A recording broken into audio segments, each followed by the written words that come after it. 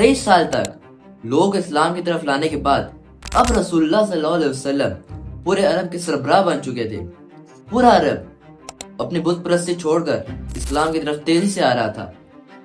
ये Islamic empire अब एक ग्लोबल पावर बन चुकी थी, लेकिन इसका मतलब ये भी था कि हजरत मोहम्मद सल्लल्लाहु अलैहि वसल्लम की जिंदगी का मिशन मुकम्मल होने वाला है।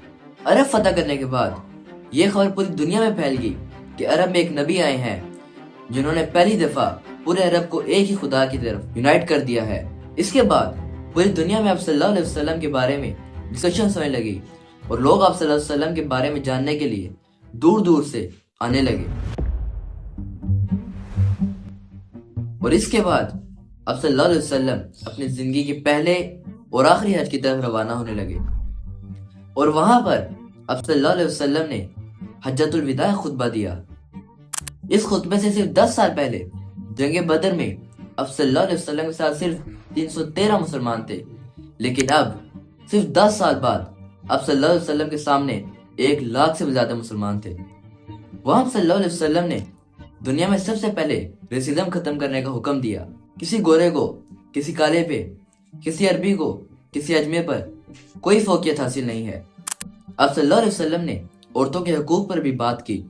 उस दिन आप सल्लल्लाहु अलैहि वसल्लम ने जो भी बातें की उनमें से आज भी कुछ UN चार्टर का हिस्सा हैं।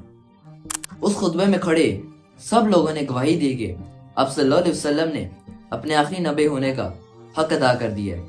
हज के बाद आप सल्लल्लाहु अलैहि वसल्लम मक्का से मदीना रवाना हुए। रास्ते में आप सल्लल्लाहु अलैहि वसल्लम ने गदीर खुम के मुकाम पर एक मशहूर खुतबा दिया, जिसमें हजारों मुसलमानों के सामने आप सल्लल्लाहु अलैहि वसल्लम ने फरमाया, जिसका मैं मौला हूँ उसका अली मौला है।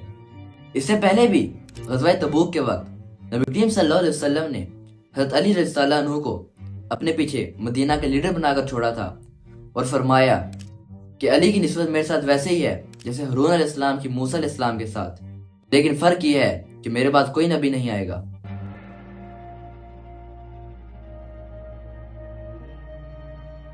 इसके बाद आप सल्लल्लाहु अलैहि वसल्लम वापस मदीना पहुंचे, लेकिन कुछ दिन बाद ही मालूम हुआ कि आप सल्लल्लाहु अलैहि वसल्लम की तबीयत खराब होती जा रही है और यह बीमारी धीरे धीरे बढ़ती गई।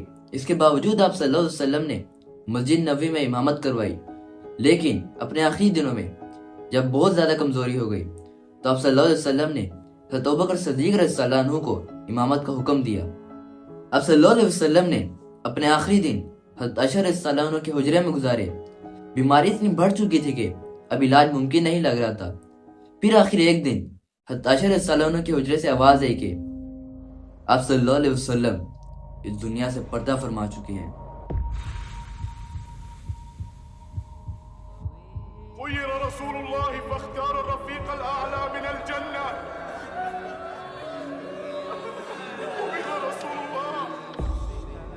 मान लो जैसे पूरी दुनिया का वक्त थम सा गया हो और पूरा अरब जोर जोर से रो रहा था।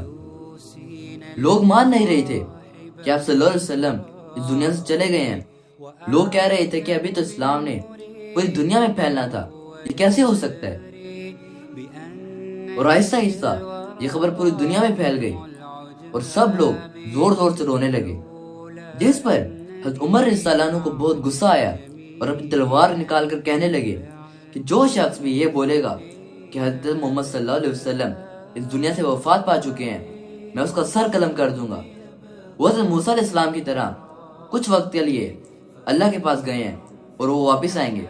उनका इशारा इस वाक़े की तरफ था कि जब हज़रत मूसा अलैहिस्सलाम 40 दिन के लिए कोई तूर पर गए थे और बनी इसराइल के लोगों को लगा था कि वो वफात पा चुके हैं, लेकिन वो वापस आ गए थे।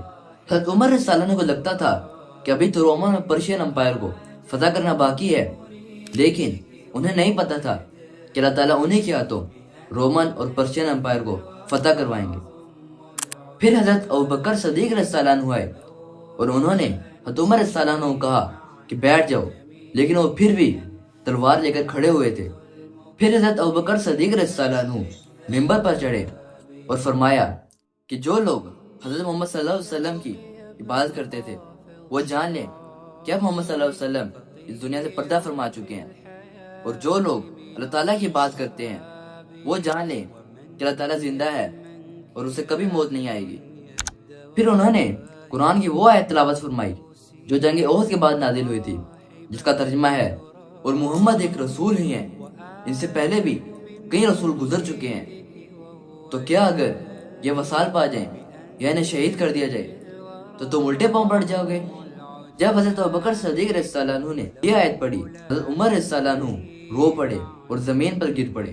باقی صحابہ کرام رضی اللہ عنہم نے بھی فرمایا ایسا لگتا تھا کہ جیسے یہ آیت ہم نے پہلی بار سنی ہو۔ جب حضرت ابوبکر صدیق رضی اللہ عنہ نے اپنی سپیچ ختم کی تو سب کو یقین ہو گیا کہ حضرت محمد سرکار دو عالم خاتم النبیین صلی اللہ علیہ وسلم اس دنیا سے پردہ فرما چکے ہیں۔